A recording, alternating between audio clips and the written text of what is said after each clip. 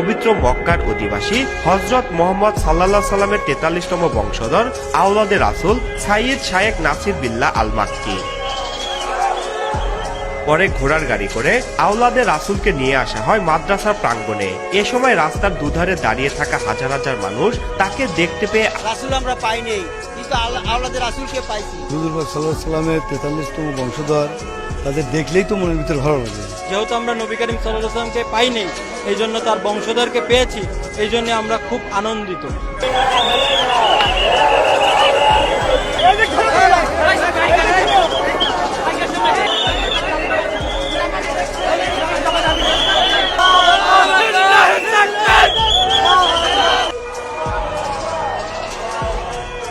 দূর দূরান্ত থেকে আসা মানুষেরা ভিড় করেন মাদ্রাসা মাঠে।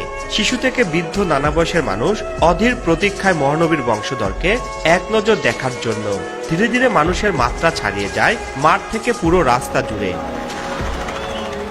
দুপুরের আগেই উপস্থিত সবার অপেক্ষার অবসান ঘটিয়ে আকাশ থেকে নেমে আসে হেলিকপ্টার। মাঠে থামার পর হেলিকপ্টার থেকে নেমে আসেন পবিত্র মক্কার অধিবাসী হযরত মুহাম্মদ সাল্লাল্লাহু আলাইহি সাল্লামের ৪৩তম বংশধর আওলাদে রাসূল সাইয়্যিদ শায়েখ নাসির বিল্লাহ আল মাক্কি। পরে ঘোড়া